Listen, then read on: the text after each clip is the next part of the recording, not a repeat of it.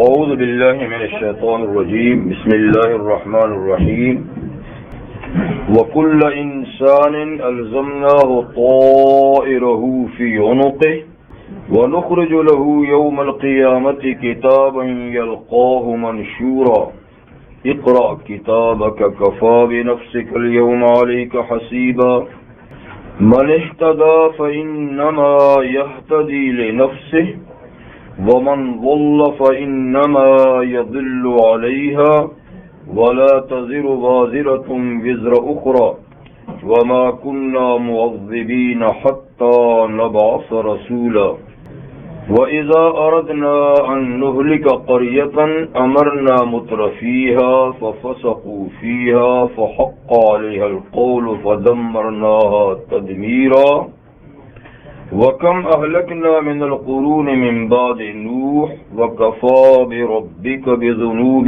عِبَادِهِ خَبِيرًا بَصِيرًا صدق اللہ العظیم۔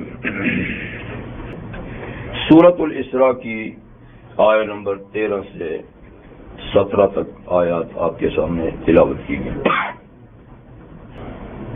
آیت نمبر 12 میں اللہ تعالی نے اپنی قدرت کی نشانیوں میں سے دن رات کی نشانیوں کا ذکر فرمایا تھا کہ وَجَعَلْنَا اللَّيْلَ وَالنَّهَارَ آیَتَيْنِ، دن اور رات کو دو نشانیاں بنایا ہے، اور رات کی نشانی کو مٹا ہوا، دھیما، کم روشنی والا بنایا، اور دن کی نشانی کو خوب دیکھنے بھالنے والی اور روشن نشانی کے طور پہ بنایا، تاکہ دن کے وقت تم اپنے رب کا فضل تلاش کرو۔ اور فضل سے مراد قرآن حکیم کی اصطلاح میں ایک خاص معنی ہے رزق، اور ایک عام معنی ہے کہ ہر فضل و کمال۔ تو ہر فضل و کمال کے لیے بھی دن ہی زیادہ موزوں ہے، روشن ہوتا ہے، اور آدمی کسب کمال کر سکتا ہے، اور خاص طور پہ کسب معاش کے لیے بھی دن ہی زیادہ موزوں ہے۔ لیکن یہ نہیں کہ رات میں کچھ بھی نہیں کرے، یعنی رات بھی اس کام کے لیے ہے، لیکن دن ذرا زیادہ موزوں ہے۔ تو ایک مقصد تو دن رات کی تخلیق کا یہ ہوا جی، کسب معاش، کسب کمال۔ دوسرا مقصد لِتَعْلَمُوا عَدَدَ السِّنِينَ وَالْحِسَابَ، کہ تاکہ اس سے تم ماہ و سال کا حساب لگاؤ، اور دیگر جو اپنے آپ کے حساب کتاب معاملات کے ہوتے ہیں، تو اس سے چونکہ دن، تاریخیں، مہینے، ہفتے، سال، صدیاں اسی کے الٹ پھیر سے بنتی ہیں، تو یہ بھی ایک مقصد ہے دن رات کی تخلیق کا۔ اور پھر فرماتا کہ ہر چیز کو ہم نے تفصیل سے بیان کیا۔ آج جو آیہ کریمہ تلاوت کی گئی، اس میں پہلی آیہ کریمہ اور دوسری، اس میں یہ بتایا جا رہا ہے کہ لیل و نہار یعنی دن رات کی تخلیق کا مقصد صرف یہی نہیں کہ یہاں کی زندگی کے بنانے کا ہی سارا معاملہ اس کے اندر کیا جائے، بلکہ دن رات میں جتنے بھی اعمال کیے جائیں گے اس بات کا خیال رکھا جائے کہ اس کے نتیجے کا بھی ایک دن آنے والا ہے۔ یہ نہیں کہ یہاں کمایا، کھایا، پیا اور زندگی ختم ہوئی تو سلسلہ ختم ہو گیا۔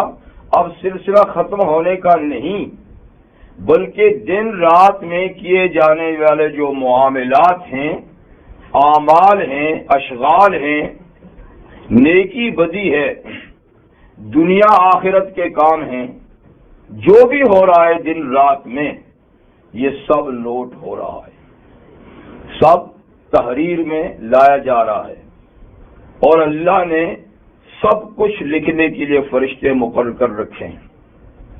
تو اس بات کا بھی یعنی دھیان رہے کہ ہم شب و روز میں جو کچھ کرتے ہیں یہ سب کچھ محفوظ ہو رہا ہے، اور اس کا نتیجہ نتیجے والے دن میں نکلے گا. تو وَكُلَّ إِنسَانٍ أَلْزَمْنَاهُ طَائِرَهُ، ہر آدمی کے گلے میں ہم نے اس کا نامہ عمل لازم کر دیا ہے. الزمنا لگا دیا ہے، چسپاں کر دیا ہے. طائر اصل میں پرندے کو کہتے ہیں اور شگون کو بھی کہتے ہیں، اچھا برا شگون. اور اس معنی میں قرآن حکیم میں دوسری جگہ استعمال ہوا، سورہ یاسین میں بھی ہے اور دوسری صورتوں میں. لیکن یہاں طائر کا معنی نامہ عمل،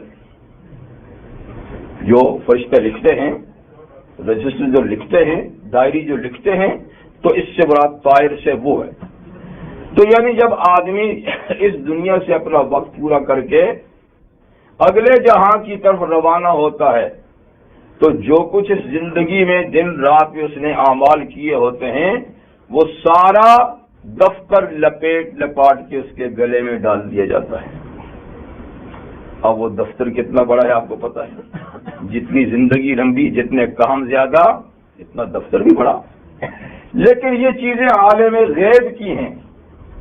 اگر عالم شہادت کا معاملہ ہوتا تو اس دفتر کا دیکھنا ہی مشکل تھا. یعنی کتنی لائبریری ہو جاتی ایک ایک آدمی کی.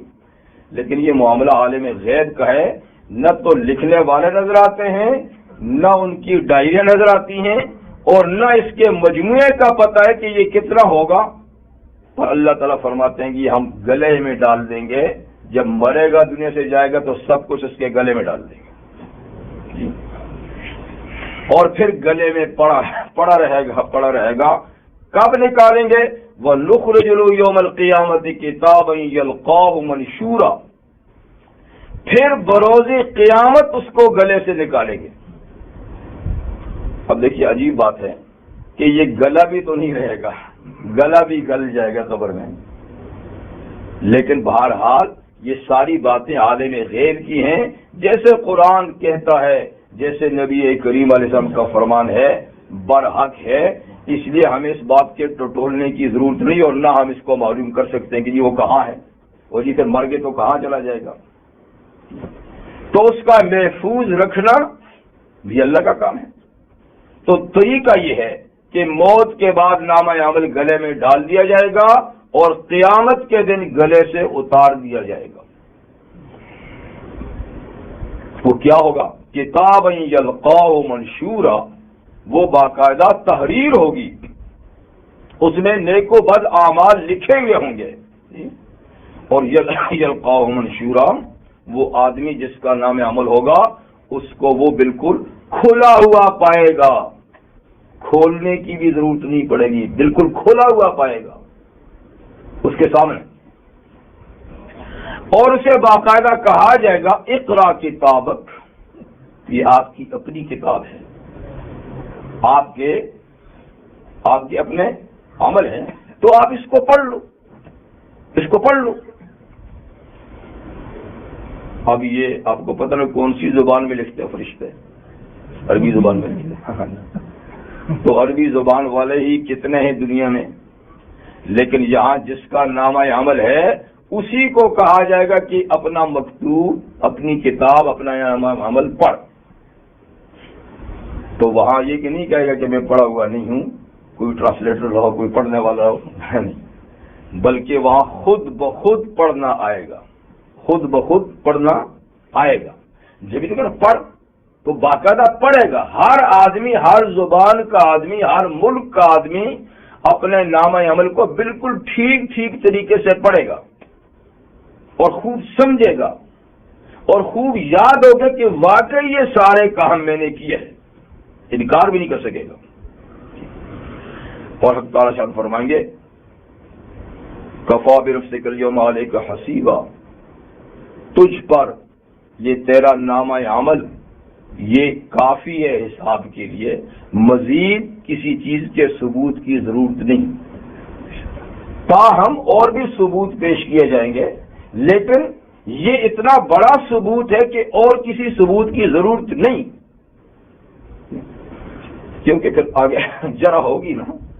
تو جب جرا ہوگی تو پھر وہاں جھوٹ بھی بولیں گے انسان، او جی فرشتوں نے پتہ نہیں یہ اتنے کام میں نے نہیں کیے، تو پھر جرا تو ہوگی نا، تو پھر اس کے ثبوت کو اور بھی طریقے سے پیش کیے جائیں گے، لیکن واقعی ثبوت یہی ہے۔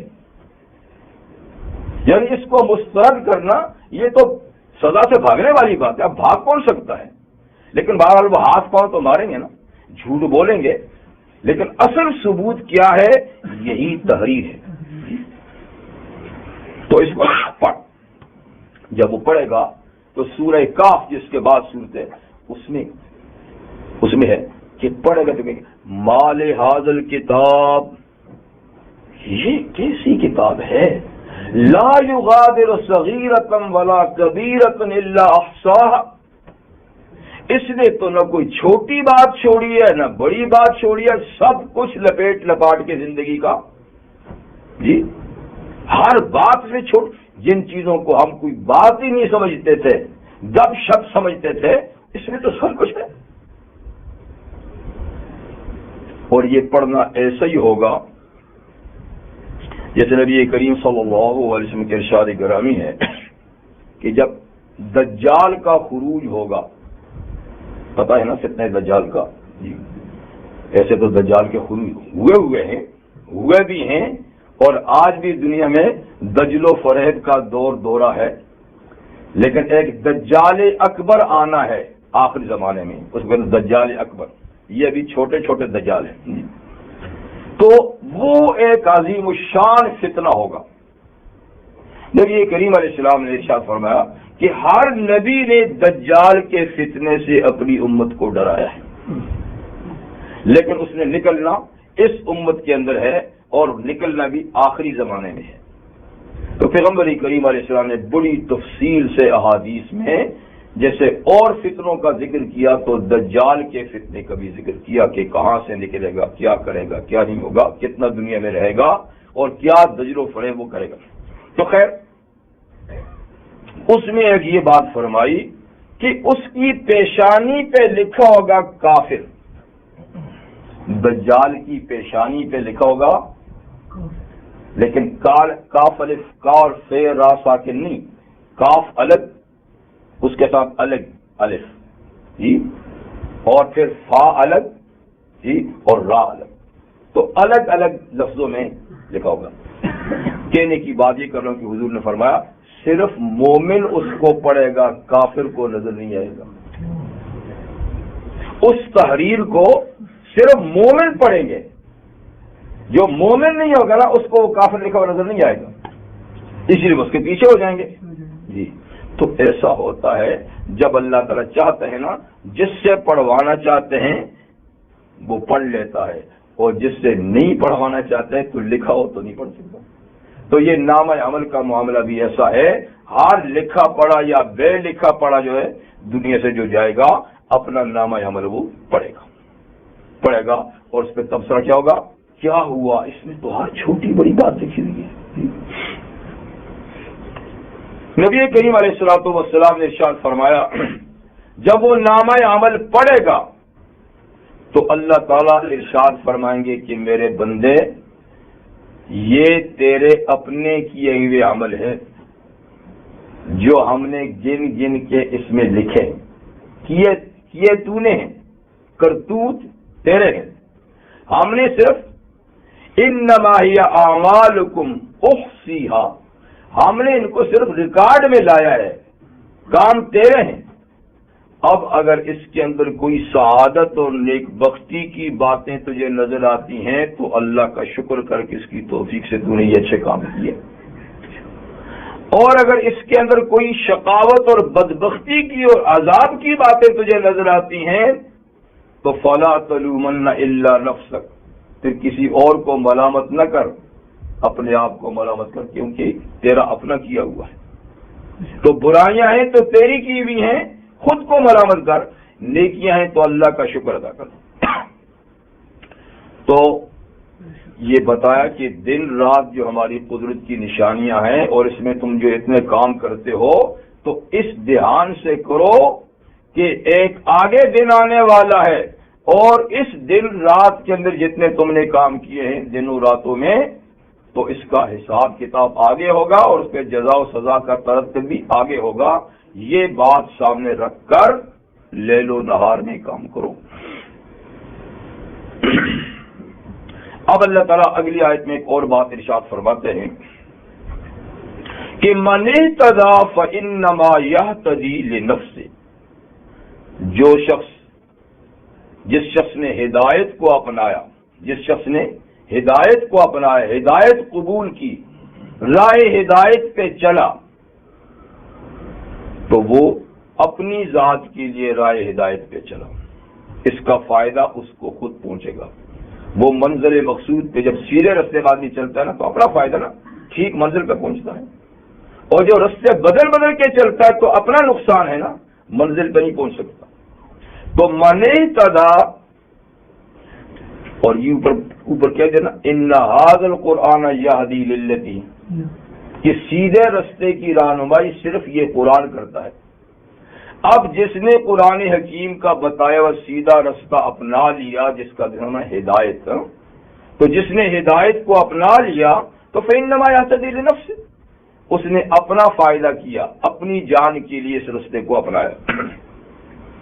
ومن ضل، اور جو بہک گیا، راہ راست سے بھٹک گیا، تو فإنما یضل علیہا، اس کا بھٹکنے کا نقصان بھی اسی کو برداشت کرنا ہوگا. تو ہدایت بھی اپنے لیے اور ضلالت بھی اپنے لیے، اس میں کسی کا کیا نقصان. تو جو آدمی کرتا ہے اپنے لیے کرتا ہے. اور یہ اصول بھی اللہ تعالیٰ نے بیان فرمایا کہ وَلَا تَزِرُ وَازِرَةٌ وِزْرَ أُخْرَىٰ وَلَا تَزِرُ وَازِرَةٌ وِزْرَ أُخْرَىٰ، کوئی دوسرے کا بوجھ قیامت کے دن نہیں اٹھائے گا. کوئی دوسرے کا بوجھ نہیں اٹھائے گا، ہر آدمی کو اپنا اپنا بوجھ اٹھانا ہوگا. سورہ فاطر میں وَإِن تَدْعُ مُثْقَلَةٌ إِلَىٰ حِمْلِهَا لَا يُحْمَلُ مِنْهُ شَيْءٌ وَلَوْ كَانَ ذَا قُرْبَىٰ. اگر بوجھ اٹھانے کے لیے کوئی دوسرے کو کہے گا بھی کہ میرا بوجھ تھوڑا سا اٹھا لو، تو وہ کبھی نہیں اٹھائے گا، اگر کہ بلانے والا اس کا قریبی رشتہ دار ہی کیوں نہ ہو، ابو امی ہی کیوں نہ ہو، بھائی بہن ہی کیوں نہ ہو، کہ تھوڑا سا ہمارے گناہ کا بوجھ بھی اٹھا لو، لیکن کوئی کسی کا بوجھ نہیں اٹھائے گا. تو یہ اصول ہے. تو ہر شخص کو اپنے کیے کا بوجھ خود اٹھانا ہوگا.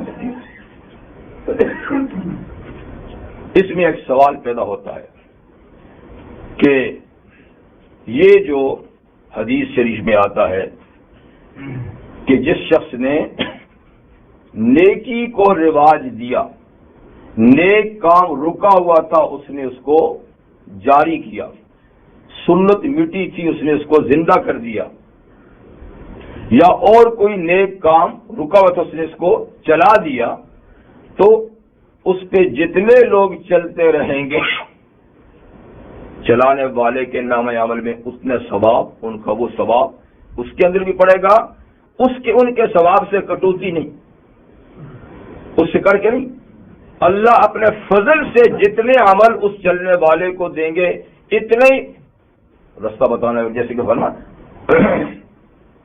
نبی کریم صلی اللہ علیہ وسلم کے ارشاد گرامی ہے کہ جو خیر کا دال ہے، دلالت کرتا ہے، رستہ بتاتا ہے، کفائل ہی وہ نیکی کرنے والا کی طرح ہے ثواب. تو اسی طریقے سے من سن فی الاسلام سنۃ سیئہ، اگر کوئی اسلام میں بری چیز کو رواج دیتا ہے، غلط کام کو رواج دیتا ہے، تو جیسا رواج دینے کا گناہ اس کو ملے گا، تو جتنے لوگ اس رستے پہ غلط رستے پہ چلیں گے تو ان کا بھی ایک ایک گناہ اس پہ لادا جائے گا. تو دیکھو جناب، یہ تو دوسرے کا بوجھ لگا نا، اور آپ کہتے ہیں کہ نہیں دوسرے کا بوجھ کوئی نہیں اٹھائے گا. تو جیسے نیکی بتانے والے کے پلے پڑتی رہیں گی، تو برائیاں بھی تو برائی کا رستہ بتانے والے کے پلے پڑتی رہیں گی. تو برائی اس نے کی، اور وہ تو اصل بات یہ ہے کہ یہ کوئی دوسرے کا بوجھ نہیں ہے، یہ اپنا ہی بوجھ ہے. اس لیے کہ یہ بھی تو بوجھ ہے، یہ بھی تو گناہ ہے کسی کو برے رستے پہ لگانا، یہ بھی تو گناہ ہے نا.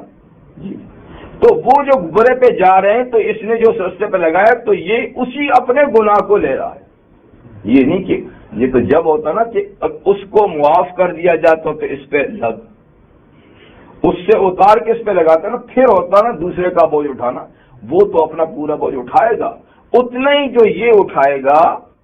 تو دراصل یہ برے رستے کی رہنمائی اتنا بڑا گناہ ہے، اتنا بڑا گناہ ہے کہ یہ اپنے ہی گناہ اٹھا رہا ہے، جتنے وہ کرتے اپنے ہی گناہ اٹھا رہا، تو یہ کوئی دوسرے کو گناہ نہیں۔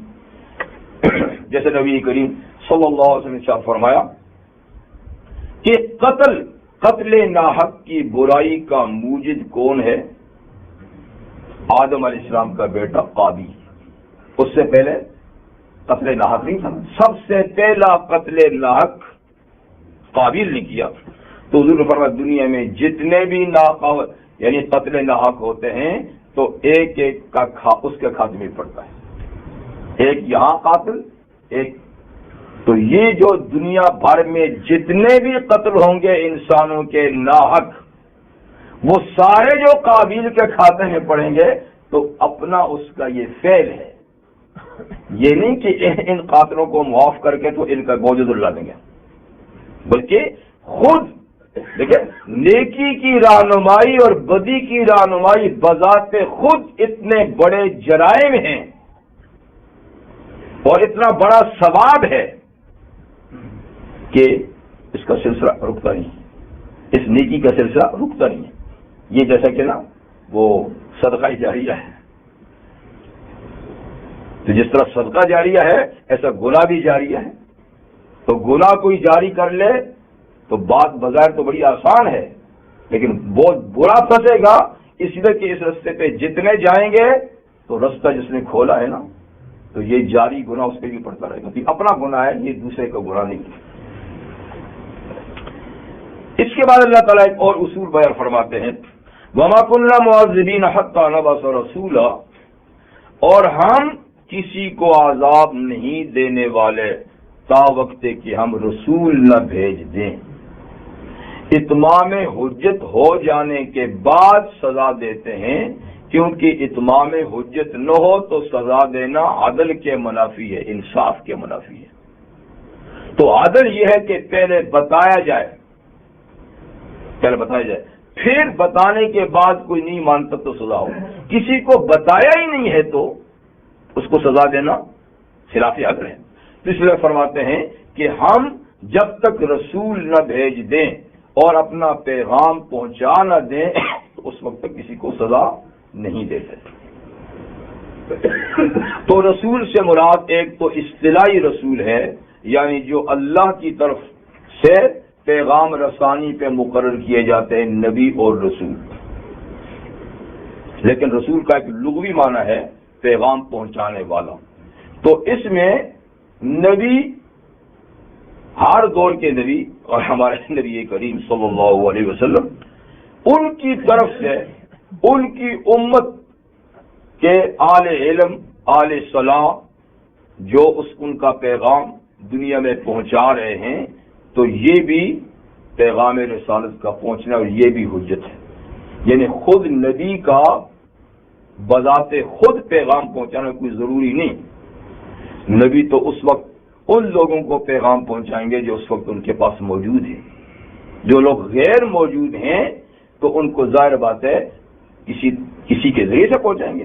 تو جو ذرائع سے بھی پیغام پہنچتا ہے نا تو یہ بھی اصل مقصد ہے پیغام پہنچنا۔ تو جب تک یعنی پیغام نہ پہنچ جائے اس وقت ہم کسی کو سزا نہیں دیتے کہ یہ عدل و انصاف کے منافی ہے۔ اچھا، تو اس سے معلوم ہے کہ جہاں پیغام نہیں پہنچے گا تو ان لوگوں کو سزا نہیں ملے گی۔ لیکن رسول کا ایک اور معنی بھی مفسرین نے کیا ہے کہ جیسے رسول اصطلاحی ہیں، جیسے رسول لغوی معنی کے لحاظ سے ہیں، تو یہ ظاہری رسول ہیں، لیکن ایک رسول ہر آدمی کے اندر چھپا ہوا بھی اللہ نے رکھا ہے، اور وہ ہے عقل سلیم۔ عقل سلیم بھی اللہ کی طرف سے ایک رسول ہے۔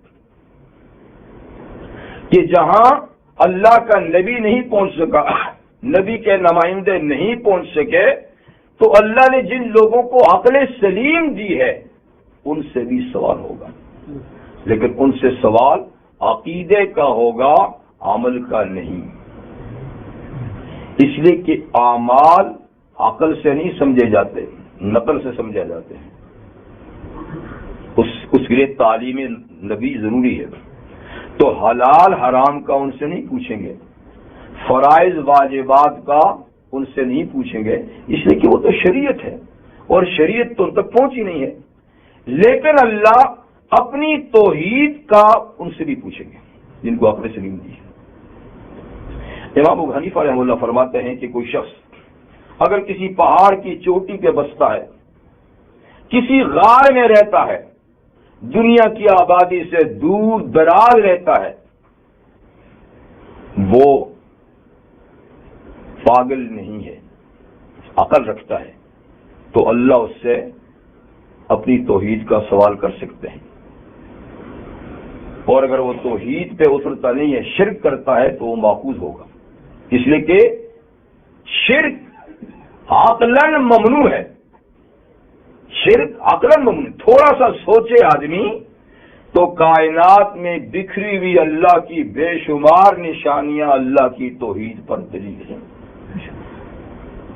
یعنی پوری دنیا کو، پوری کائنات کو اللہ تعالیٰ نے کھلی کتاب اپنی معرفت کے لیے قرار دیا ہے، اس کا سوال سے ہو سکتا ہے۔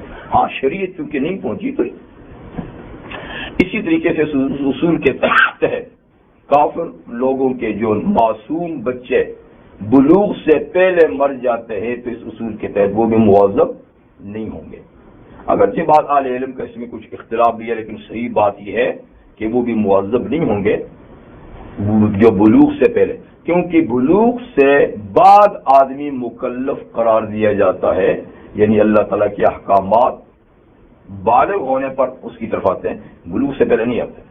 تو بلوغ سے پہلے جو لوگ مر گئے ہیں بچے، تو وہ ماخوذ نہیں ہوں گے۔ اسی طریقے سے وہ لوگ جن کی عقل سلیم نہیں، پاگل اور دیوانے، جی، وہ بھی ماخوذ نہیں ہوں گے۔ اور ایک مسئلہ ہے فطرت کے دور کے، فطرت اس زمانے کو کہتے ہیں کہ جس زمانے میں دنیا میں کوئی پیغمبر نہ ہو، تو نبی کریم صلی اللہ علیہ وسلم اور حضرت عیسیٰ علیہ السلام کے درمیان جو کوئی 550-600 سال کا عرصہ گزرا ہے، اس میں کوئی نبی نہیں تھا، اس سے پہلے لگاتار انبیاء ہوتے تھے، لیکن یہ بیچ میں جو وقفہ ہے نا 5-6 صدیوں کا، تو اس میں کوئی نبی نہیں آیا، اس کو اصطلاح میں فطرت کہتے ہیں، انقطاع، سلسلہ ختم ہو جانا۔ تو فطرت کے دور میں جو لوگ گزرے ہیں جہاں کوئی پیغمبر نہیں آیا اتنے طویل عرصے، تو ان کا کیا حکم ہے؟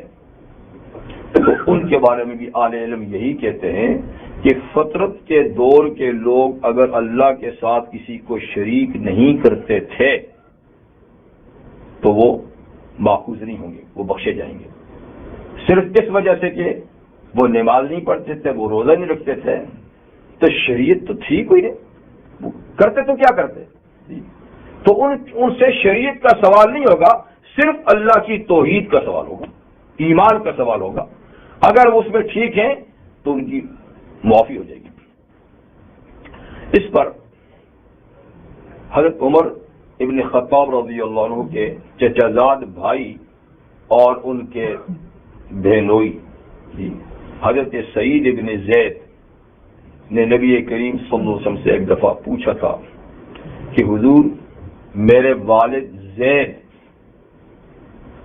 کو آپ جانتے ہیں، یعنی ان کا دور آپ نے دیکھا ہے، اس وقت آپ کو نبوت نہیں ملی تھی، تو آپ کو معلوم ہے کہ میرا باپ کفر اور شرک سے بیزار تھا، حضرت زید جی، اور وہ مشرکوں کے ذبیحہ نہیں کھایا کرتے تھے، بلکہ بڑی روک ٹوک کرتے تھے کہ عجیب بات ہے، جانور کو پیدا اللہ نے کیا، جان اس نے ڈالی، ذبح تم لات منات کے نام سے کرتے ہو. کتنے ظلم کی بات ہے، کتنے ظلم کی بات ہے کہ پیدا کوئی کرے، زندگی کوئی دے، اور زندگی کسی اور کے نام پہ ختم کی جائے. تو یہ نہیں مطلب کہ وہ روک ٹوک کرتے تھے اور اس قسم کے ذبیحے بھی نہیں کھاتے تھے اور بھی کوئی بت پرستی وغیرہ نہیں کرتے تھے، لیکن شریعت بھی کوئی نہیں تھی نا جس پہ عمل کرتے. اور وہ رائے ہدایت کی تلاش میں وہ بیٹھے بھی نہیں رہے، بلکہ حق کی تلاش میں انہوں نے باقاعدہ سفر بھی کیے کہ مجھے کوئی صحیح دین مذہب ملے تو میں اس کو اختیار کروں، اس کے مطابق میں کام کروں. تو وہ یہودیوں سے بھی اس سلسلے میں ملا، عیسائیوں سے بھی اس سلسلے میں ملا، لیکن کہیں رائے حق نہیں ملا. تو آخر وہ آ کر تھک ماند کر بیت اللہ میں آ کر بیت اللہ کی دیوار کے ساتھ کھڑے ہو کر آسمان کی طرف منہ کر کے اس نے کہا کہ یا اللہ آپ جانتے ہیں کہ میں شرک سے کفر سے بیزار ہوں، میں رائے حق کا متلاشی بھی ہوں، لیکن مجھے دنیا کے دونوں بڑے مذاہب عیسائی یہودیت میں بھی ہدایت نظر نہیں آئی اور بھی کوئی نہیں. تو بس یا اللہ میں آپ کو گواہ کر کے یہ اقرار کرتا ہوں کہ میں ملت ابراہیمی پر ہوں. اگر جس کی تفصیلات کا پتہ نہیں ہے کہ ملت ابراہیم کی تفصیلات کیا ہے، عبادات کیا ہے، پر بس میں اجمالی طور پہ یعنی اس پر ہوں. تو خیر وہ نبی کریم علیہ السلام کے نبوت ملنے سے پہلے جناب زید کا انتقال ہو گیا. تو حضرت سعید نے پوچھا کہ حضور کیا میں اپنے اس باپ کے لیے دعائے مغفرت کر سکتا ہوں؟ مسئلہ یہ نہیں اس کے لیے، کیونکہ قرآن نے کافر و مشرکوں کے لیے مغفرت کی دعا سے منع کیا ہے. میرے والد کی پوزیشن تو یہ ہے کہ مسلمان بھی نہیں ہوا کیونکہ نبوت ہی نہیں تھی آپ کی، اور کفر سے بھی بیزار تھے.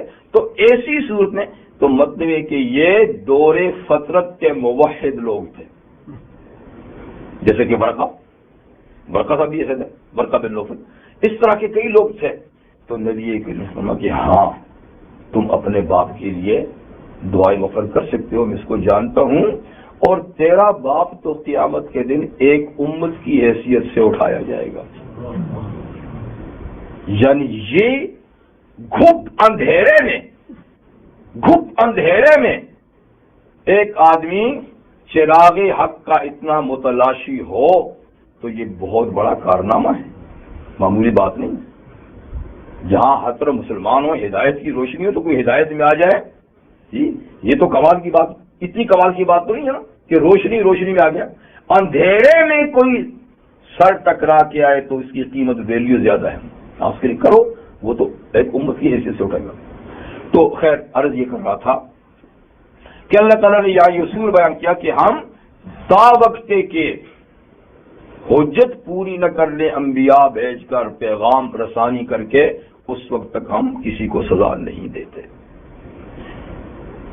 اور اس بات کو اللہ تعالیٰ نے دوسری آیات میں بھی ذکر فرمایا ہے، رسلا مبشرین ومنذرین لئلا یکون للناس علی اللہ حجۃ من بعد الرسل، کہ ہم نے رسول بھیجے بشارت سنانے والے، ڈر سنانے والے، تاکہ لوگوں کو کل قیامت کے دن اللہ پر حجت قائم کرنے کا موقع نہ ملے. کہ یہ آیا ہی کوئی نہیں تھا، ما جاء من بشیر ولا نذیر، اے اللہ ہمارے پاس تو کوئی بشیر نذیر آیا ہی نہیں تھا. تو فقط جاءکم بشیر و نذیر، دیکھو بشیر اور نذیر آ گیا ہے، اب حجت باقی نہیں. تو خیر یہ بات تو اپنی جگہ میں ہے کہ جس تک پیغام نہیں پہنچا اور اسباب نہ تھے ماخوذ نہ ہوگا، لیکن جن کی ڈیوٹی ہے پیغام پہنچانے کی اور نہیں پہنچایا وہ تو ماخوذ ہوں گے، ان سے تو پوچھ ہوگی نا. کہ جن کے پاس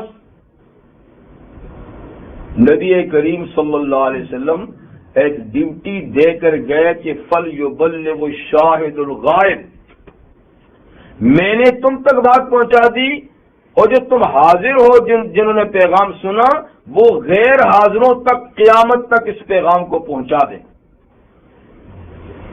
تو پیغام رسانی کی ڈیوٹی جو حضور نے امت کے ذمہ لگائی، اب امت اگر اس میں کوتاہی کرے گی اور دنیا میں اتنے وسائل موجود ہونے کے کہ آج اتنے وسائل ہیں کہ کبھی اتنے وسائل دنیا میں کبھی نہیں تھے جی، تو اس کے باوجود اگر امت اس سلسلے میں غفلت کرے گی اور اس پیغام کو کہیں نہیں پہنچائے گی جہاں پہنچ سکتا تھا، تو ان سے تو پوچھا جائے گا کہ تم نے کیوں نہیں پہنچایا.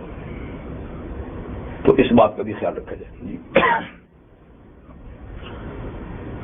وَإِذَا أَرَدْنَا أَن نُهْلِكَ قَرْيَةً أَمَرْنَا مُتْرَفِيهَا فَفَسَقُوا فِيهَا فَحَقَّ عَلَيْهَا الْقَوْلُ فَدَمَّرْنَاهَا تَدْمِيرًا. یہ اللہ تعالیٰ اپنی عذاب دینے کی ایک اور سنت اور طریقے کو بیان فرماتے ہیں کہ جب ہم نے کسی قوم کو سزا دینی ہوتی ہے تو صورتحال کیا پیدا ہوتی ہے کہ ہم اس کو سزا دیتے ہیں. یعنی کیسی صورتحال پیدا ہوتی ہے کہ جس کے بعد ہم سزا دیتے ہیں، تو اس کے لیے پہلے کوئی صورتحال ہو تو اس کو بیان فرماتے ہیں. وَإِذَا أَرَدْنَا، جب ہم چاہتے ہیں أَن نُهْلِكَ قَرْيَةً، کہ کسی شہر، کسی بستی یا کسی ملک کو ملیا میٹ کرے، اس کو تباہ برباد کر دے، اس پہ سزا، اس پہ عذاب بھیج دے، تو صورتحال یہ تھی کہ امرنا مترفیہا، ہم حکم دیتے ہیں وہاں کے مالدار طبقے کو. مترف کہتے ہیں مالدار طبقے کو جی، جن کے پاس ہر قسم کے وسائل موجود ہیں کہ ان وسائل سے سیدھے راستے پہ بھی آ سکتے ہیں، ان کو غلط راستے بھی استعمال کر سکتے ہیں، اور عام طور پہ وہ وسائل غلط رستوں میں استعمال ہوتے ہیں. تو ہم مالدار طبقے کو کہتے ہیں فَفَسَقُوا فِيهَا، وہ اپنی دولت مندی کے بلبوتے پہ اس شہر یا اس ملک میں فسق و فجور کا بازار گرم کر دیتے ہیں. ہر قسم کی معاصی، ہر قسم کی فحاشی جی وہ پھیلاتے ہیں اور خود بھی کرتے ہیں، اوروں کو بھی اس میں پھنساتے ہیں. تو جب غالب ہو جاتی ہے نا فسق و فجور، غالب ہو جاتا ہے، اکثریت ہو جاتی ہے، تو فحق علیہ القول، عذاب والی بات اب ان پر پکی ہو جاتی ہے. ٹھیک ہے نا؟ جیسے کہ جب ایک چیز غالب ہو جاتی ہے نا تو فیصلہ اس پہ کیا جاتا ہے. جب نیکی غالب ہو جاتی ہے تو فیصلہ اور ہوتا ہے. جب بدی غالب ہو جاتی ہے تو پھر چند آدمیوں کی وجہ سے سزا رکتی نہیں. یہ اور بات ہے کہ وہ ڈیوٹی انجام کرتے رہے، بات چلی نہیں، لیکن دنیا میں سزا بظاہر ان پہ بھی آئے گی جو حقیقت میں ان کے لیے سزا نہیں، ان کے لیے زندگی کے آخری مرحلہ تھا اس طریقے سے، لیکن ظاہر میں لگتا ہے کہ ان کو بھی سزا ہوئی. ہاں، جو ڈیوٹی نہیں انجام دیتے تھے تو ان کے لیے وہ عمومی سزا، ان کے لیے بھی دنیاوی سزا ہوتی ہے. آخرت میں معاملہ اور ہوگا. وہ جیسے کہ خاص واقعہ نبی کریم صلی اللہ علیہ وسلم نے ایک حدیث میں بیان فرمایا کہ اللہ تعالیٰ نے ایسی ہی ایک بستی جس میں فسق و فجور غالب آ گیا تھا، تو جبریل امین کو حکم دیا کہ جاؤ اس کو تہوبالا کر دو. تو جبریل امین نے عرض کی کہ حضور ٹھیک ہے فسق و فجور غالب ہے، اکثریت ایسا ہے، پر وہاں آپ کا ایک ولی بھی تو بستا ہے، ایک بڑا نیک پرہیزگار آدمی جس نے پل جھپکنے کے برابر بھی آپ کی نافرمانی نہیں کی، تو اس کے بارے میں کیا حکم ہے؟ یعنی اس کو نکال دوں وہاں سے پھر عذاب دوں یا کیا کروں؟ تو حضور نے فرمایا اس سمیت بستی کو لوٹتے. اچھا، اس نے تو پل جھپکتے بھی کہا وہ نہیں کی، لیکن اس کے چاروں طرف فسق و فجور کا بازار گرم رہا اور اس کی پیشانی پہ شکن بھی نہیں آیا، بجائے اس کے کہ آواز لگاتا نہ کرو نہ کرو نہ کرو جی، ناراضگی کا اظہار بھی نہیں کیا. اس لیے اس سزا میں اس کو بھی ساتھ رکھو، آگے پھر دیکھیں گے. تو مطلب کہ جب شر غالب ہو جاتا ہے اور غلبے پہ جب عذاب آتا ہے تو اس میں جو نیک طبقہ ہے اگر وہ ڈیوٹی انجام دیتا رہا تو اس کے لیے یہ سزا نہیں ہے، اس کے لیے یعنی اس کی زندگی اسی طریقے سے ختم ہونے کا فیصلہ ہے کہ وہ ایسے ختم ہو گئے زلزلے میں دب کر فلاں فلاں طریقے سے، ٹھیک. لیکن اگر انہوں نے ڈیوٹی انجام نہیں دی تو دنیاوی سزا کے اندر وہ بھی مستوجب سزا ہے، ٹھیک. تو ہمارا فیصلہ اللہ تعالیٰ یعنی غلبے پہ کرتے ہیں. تو ہم حکم دیتے ہیں مالدار طبقے کو، کیونکہ یہ ایک ساری کارستانی انہی کی ہوتی ہے نا، غریب بیچارہ کیا کرے گا. یہ نت نئے خرابیاں جو ہیں وہیں سے پیدا ہوتی ہیں. تو فسق و فجور کا بازار کرتے ہیں گرم، تو حق علیہ القول اس بستی پہ عذاب کی بات پکی ہو جاتی ہے. فدمرناها تدمیرا، تو ہم اس کو مکمل طور پہ ملیا میٹ کر دیتے ہیں اور اس کو عبرت کا نشان بنا لیتے ہیں. ٹھیک ہے نا. یہاں کچھ بات ہے تھوڑی سی، وہ ایک یہ کہ اللہ تعالیٰ فرماتے ہیں ہم حکم دیتے ہیں مالداروں کو کہ فسق و فجور کریں. یہ تو غلطی کا حکم ہوا، اور اللہ تعالیٰ تو کسی کو غلطی کریں بلکہ اللہ تعالیٰ تو اس کو اچھائی بات میں کہتے ہیں. تو یہ کیسے کہہ دیا کہ آپ ان مالداروں کو کہتے ہیں کہ فسق و فجور کرو؟ سمجھے بات؟ بظاہر آیت میں ایسے ہی ہے نا کہ ہم حکم دیتے ہیں مالداروں کو، وہ فسق و فجور کرتے ہیں اور پھر پوری بستی کی ناؤ ڈوب جاتی ہے. حالانکہ ان اللہ لا یامر بالفحشاء ان اللہ یامر بالعدل والاحسان، اللہ تو عدل احسان اور نیکی کا حکم دیتے ہیں. فحشاء اور فسق و فجور و گناہوں سے تو اللہ تعالیٰ روکتے ہیں. تو یہ کیا ہوا؟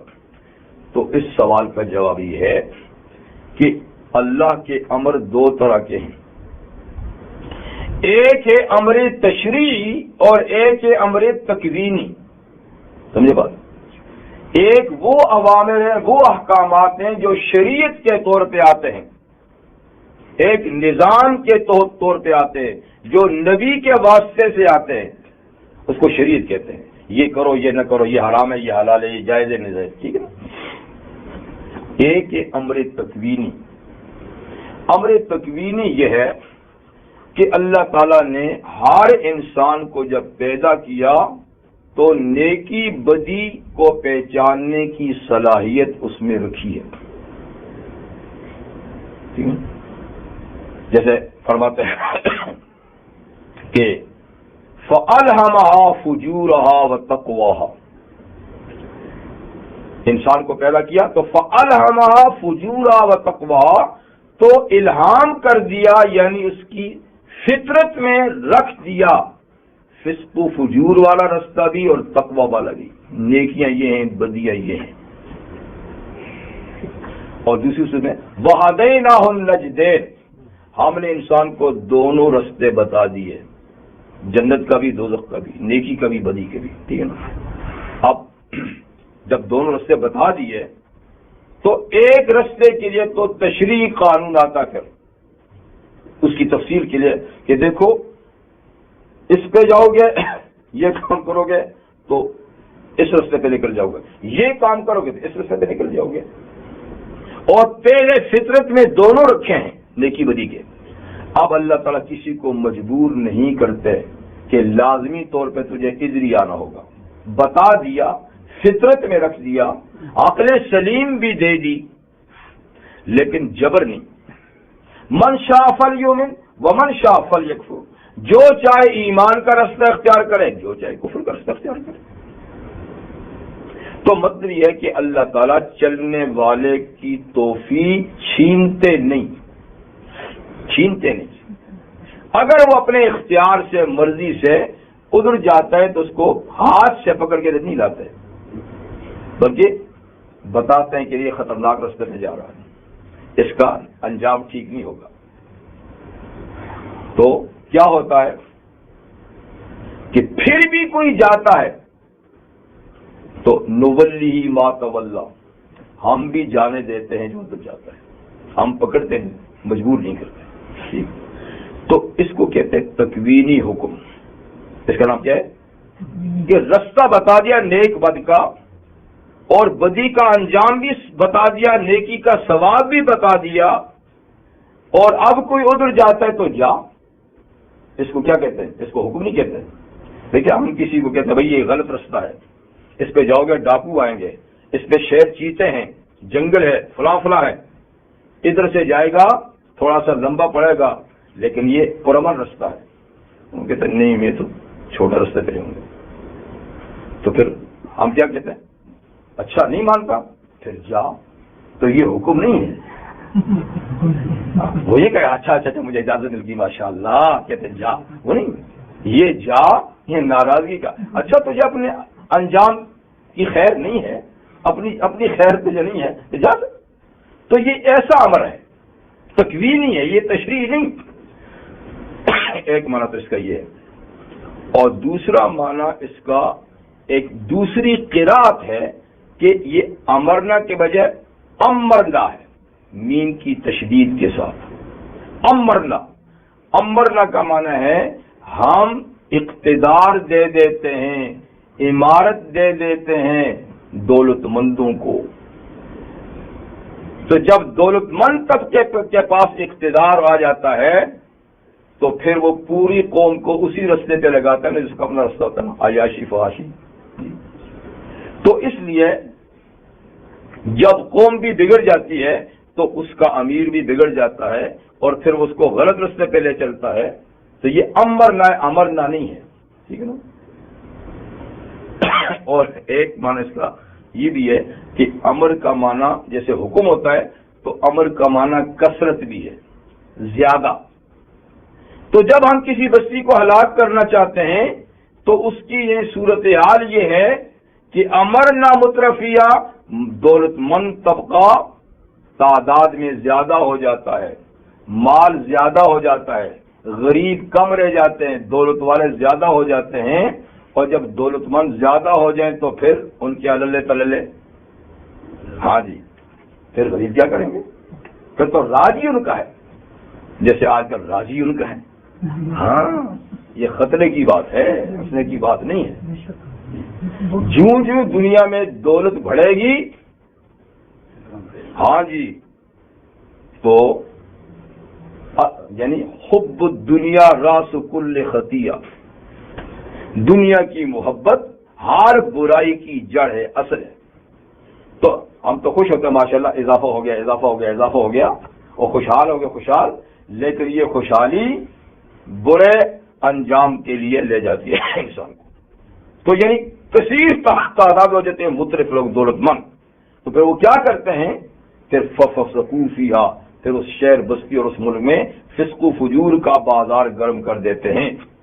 تو اس کی وجہ سے ان پہ پھر عذاب کی بات ثابت ہوتی ہے، ان کو نیچے میٹ کر دیتے ہیں. پھر اللہ تعالیٰ فرماتے ہیں یہ اصول ہم نے دنیا میں برتا بھی ہے. یہ نہیں کہ ہم تمہیں ایک اصول سمجھا رہے ہیں اور تم کو بھی کب ہوا ہے کہ ہم تمہیں بتائیں. وَكَمْ أَهْلَكْنَا مِنَ الْقُرُونِ مِنْ بَعْدِ نُوحٍ، تاریخ اٹھا کے دیکھو کتنے ہم نے ہلاک کر ڈالے ہیں. من القرون، امتوں میں سے.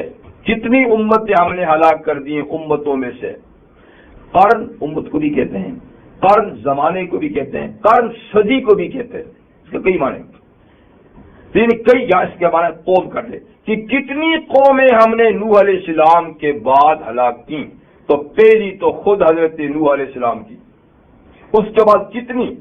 عاد، ثمود، قوم لوط، اصحاب مدین جی، اور پھر اور کئی قومیں. تو یہ سب کیا تھے؟ مترف تھے، بڑے دولت مند، بڑے غرور والے، تکبر والے، اور انبیاء کا مذاق اڑاتے تھے. کہتے کس سے ڈراتے ہو؟ نحن اکثر اموالا واولادا وما كنا معذبین، ہماری اولاد بھی ڈھیروں، مال بھی ڈھیروں، تو ہمیں کوئی عذاب نہیں مل سکتا. کس سے ڈراتے ہو؟ تو کتنی قومیں، اور کہتے تھے من اشد منا قوہ، ڈراتے کس سے ہو؟ ہم سے طاقتور کون ہے؟ ہم سے طاقتور، ہاں اللہ کو بھی چلے.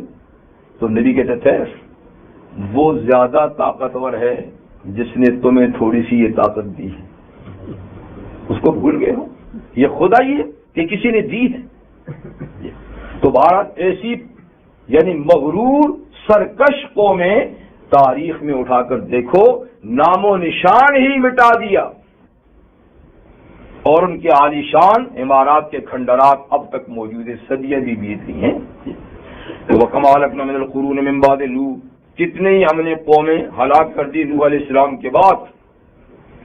وَكَفَىٰ بِرَبِّكَ بِذُنُوبِ عِبَادِهِ خَبِيرًا بَصِيرًا، اور کافی ہے تیرا پروردگار اپنے بندوں کے گناہوں کو دیکھنے والا اور ان سے باخبر ہونے والا۔ اللہ کو کسی اور انٹیلیجنس سے خبریں لینے کی ضرورت نہیں، وہ خود باخبر ہے جی۔